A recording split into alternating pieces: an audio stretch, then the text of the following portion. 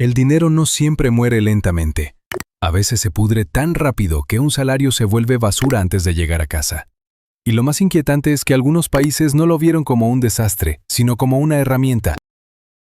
El colapso del mandato de Francia en 1796. A mediados de agosto de 1796, entras en un mercado de París y descubres que tu dinero pierde un 4,77% de su valor cada día. Los precios se duplican cada 15,1 jornadas. La Francia revolucionaria lleva meses atrapada en la inflación. Todo comenzó en mayo de 1795 con los asignados, billetes respaldados por tierras de la iglesia confiscadas durante la revolución. Pero la confianza se evapora cuando una promesa impresa en papel no puede comprar pan, sobre todo si nadie cree ya en ese papel. En los mercados abarrotados de París, los puestos de pan empiezan a quedar vacíos y las colas se alargan. Los clientes miran con preocupación. Los trabajadores, agotados, ven cómo sus salarios persiguen unos precios que siempre llegan antes. Y mientras el gobierno revolucionario intenta mantener el control desde sus edificios oficiales, las imprentas siguen produciendo más billetes. Entonces Francia cambia el nombre de la misma promesa arruinada. Aparece el mandat territorial, pero el nuevo nombre no cambia el destino de la moneda. Es la que ahora se desploma con mayor rapidez, a un ritmo de 304% al mes. Tus ahorros se convierten en el papel de ayer. Billetes sin valor quedan esparcidos por el suelo. Una cartera vacía descansa sobre una mesa de madera, mientras unas manos sostienen lo que alguna vez fue dinero. Para noviembre de 1796, la salida resulta devastadora. Francia declara que toda tu reserva de mandats vale apenas el 1% de su valor nominal. El Estado lo llama el cierre. Tú lo llamas perder el 99%.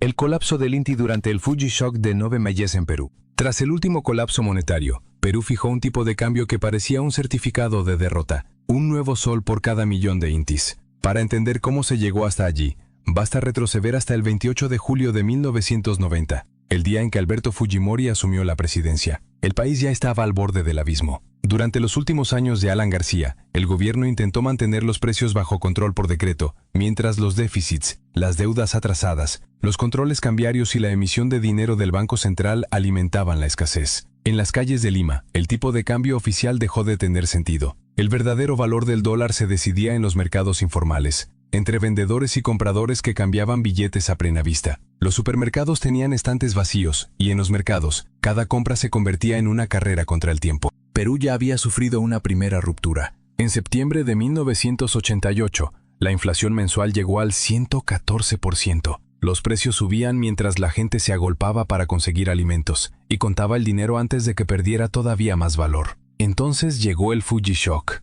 Se retiraron los controles y comenzó la estabilización. Pero el costo fue inmediato. En agosto la inflación alcanzó el 397%. Los precios se duplicaban cada 13,1 días. 1000 INTIs se convirtieron en casi 5000 en apenas un mes. Al final, las cuentas quedaron cerradas con una equivalencia devastadora. Un nuevo sol por 1 millón de INTIs que ya no servían para comprar casi nada. El colapso del won en el mercado del arroz de Corea del Norte, en Tutos-en-Nave. En Hyesan, en diciembre de Tutos-en-Nave, el régimen hace estallar su propio dinero. Una reforma monetaria confiscatoria borra los ahorros en wons antiguos, limita cuánto puede cambiar cada persona y presenta el nuevo won como el regreso del orden. El mercado responde más rápido que el Estado. En Pyongyang, Sinuiju y Hyesan, las estadísticas oficiales ya no sirven. La verdadera autopsia de la economía aparece en los tipos de cambio del mercado negro y en el precio del arroz, entre puestos vacíos, sacos de arroz y compradores que cuentan sus billetes bajo el invierno. A comienzos de marzo de 2010, los datos sobre divisas muestran una inflación mensual del 496%. Los precios se duplican cada 11,8 días. El arroz es el primero en lanzar la alarma. A mediados de enero, su precio alcanza un aumento del 348% mensual. No pierdes simplemente poder adquisitivo, pierdes comidas. Un cuenco vacío sobre una mesa se convierte en la medida más precisa de la crisis. Para mediados de enero de 2011, la lección ya está grabada. La gente confía en el arroz, en los yuanes chinos y en los dólares estadounidenses. El won se ha convertido en papel con un retrato, pero sin autoridad. La hiperinflación del Papiermark importado en Danzig en 1923. Si el dinero de un estado puede perder su valor frente al arroz, ¿qué ocurre cuando una ciudad importa el colapso de otro país mediante tratados y comercio? En la ciudad libre de Danzig, la actual Dansk en Polonia, un puerto protegido por la Sociedad de Naciones quedó atrapado dentro del radio monetario de Alemania. Mientras las estanterías de los supermercados se vaciaban y la inflación disparaba los precios, la crisis alemana ya estaba llegando a Danzig antes de empezar. Desde agosto de 1922 hasta mediados de octubre de 1923, Danzig mantuvo en circulación el Papiermark alemán en lugar de introducir desde el principio una moneda nacional estable. La hiperinflación de Weimar llegó, por tanto, con la crisis incorporada. El punto máximo se alcanzó en septiembre de 1923. La inflación mensual llegó al 2.440%. Eso equivalía a un 11,4% diario, con los precios duplicándose cada 6,52 días. En los mercados, las colas crecían mientras el dinero perdía valor entre una compra y la siguiente. En Alemania, algunas personas llegaron a transportar sus billetes en carretillas porque llevarlos en la mano ya no tenía sentido. Los billetes del Papiermark se acumulaban, pero compraban cada vez menos. Danzig logró escapar antes del propio máximo alemán de octubre al adoptar el Gulden de Danzig. Según informó la revista Time, 100 Heller equivalían a un Gulden y se autorizó la emisión de 180 millones de Gulden. La moneda comenzó a acuñarse y durante un breve momento pareció ofrecer una salida. Pero cuando una economía ya ha perdido la confianza, incluso una moneda nueva puede parecer apenas un recibo provisional. El colapso del yuan de oro de la China nacionalista en 1949. En abril de 1949, en Shanghái, los precios se duplicaban cada 5,34 días. El sueldo ya no era ingreso, era mercancía derritiéndose en la mano. Había que gastarlo de inmediato, cambiarlo por arroz, por plata, por divisas, por cualquier cosa que todavía valiera algo la semana siguiente. La caída había empezado en octubre de 1947, cuando el gobierno nacionalista siguió imprimiendo dinero en plena guerra civil y la confianza en el Fabi se quebró. Y entonces Chiang Kai-shek intentó devolverle prestigio al papel con un nombre dorado. En agosto de 1948, el gobierno sustituyó 3 millones de Fabis por un yuan de oro, pero el maquillaje no funcionó. Los ejércitos comunistas avanzaban, las tiendas evitaban los billetes nacionalistas, los puestos cerraban, los bancos contaban papel que nadie quería, y los precios mayoristas llegaron a subir 5.070% al mes, o 14,1% al día. Para mediados de mayo de 1949, el yuan de oro ya era solo otro recibo emitido por un gobierno que estaba perdiendo. El desastre de la dracma de ocupación griega de 1944. Para octubre de 1944, los precios en Grecia subían 13.800% al mes. Ya no hacías cuentas, corrías contra el tendero. Aquel billete se imprimió hasta volverse nada, y Grecia lo hizo más rápido. La ocupación del eje comenzó en abril de 1941, y el mecanismo fue brutalmente simple. Las fuerzas ocupantes se apropiaron de cosechas, ganado e infraestructura ferroviaria, mientras las autoridades obligaban a las instituciones griegas, incluido el Banco de Grecia, a pagar los costes de la ocupación con dracmas recién impresas. La oferta se hundió, los puestos del mercado quedaron vacíos, los estantes se apagaron, y en Atenas las colas por comida se hicieron parte del paisaje. La hiperinflación se extendió desde mayo de 1941 hasta diciembre de 1945, pero el pico fue el resultado de la autopsia económica. 17,9% de inflación diaria, con precios que se duplicaban cada 4,27 días. Tú tenías papel, los vendedores querían oro. El Banco de Grecia afirmó que el coste de la vida se había multiplicado por 2.300 millones para aquel octubre. El 5 de noviembre, el último billete de la ocupación fue de 100.000 millones de dracmas. 5 días después, una dracma nueva compraba 50.000 millones de las antiguas. Eso no es dinero, es un recibo de ocupación.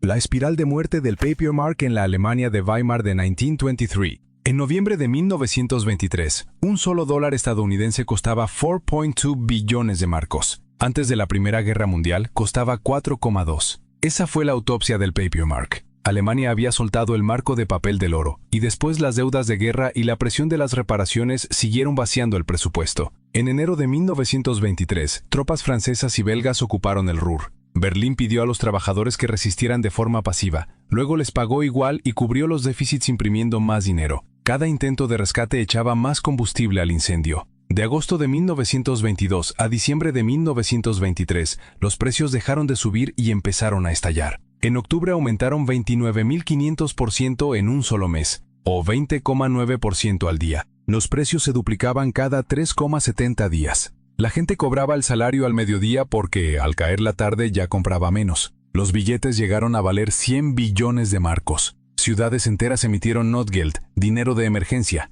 en papel, cartón e incluso seda. Entonces, un Rentenmark reemplazó a un billón de Papiermark. El Rentenmark se sostuvo porque Alemania ya no tenía nada más que inflar. La desaparición del dinar de guerra de 1994 de República Srpska. Para enero de 1994, un precio podía quedar viejo antes de que terminara la semana. Así de rápido se estaba deshaciendo todo. Dentro de Bosnia y Herzegovina, la República Srpska sostenía una moneda de zona de guerra, el dinar de la República Srpska, emitido por su Banco Nacional mientras intentaba financiar una economía atrapada bajo la presión del conflicto. En los mercados dañados, entre estanterías vacías, etiquetas inútiles y cajas de supermercados sin movimiento, los billetes pasaban de mano en mano, perdiendo valor casi al instante. Hanke y Cruz sitúan la hiperinflación entre abril de 1992 y enero de 1994, cuando la inflación mensual alcanzó 297 millones%. Eso equivalía a un 64,3% al día, con precios duplicándose cada 1,41 días. No era solo perder los ahorros, era perder incluso la capacidad de medirlos. Y también casi desapareció el rastro documental, reducido a anuncios estadísticos en la Gaceta Oficial de Banja Luka, entre escritorios vacíos y archivos administrativos cada vez más silenciosos. El 19 de febrero de 1994, el dinar fue retirado, pero al lado, el incendio mayor ya ardía con más fuerza.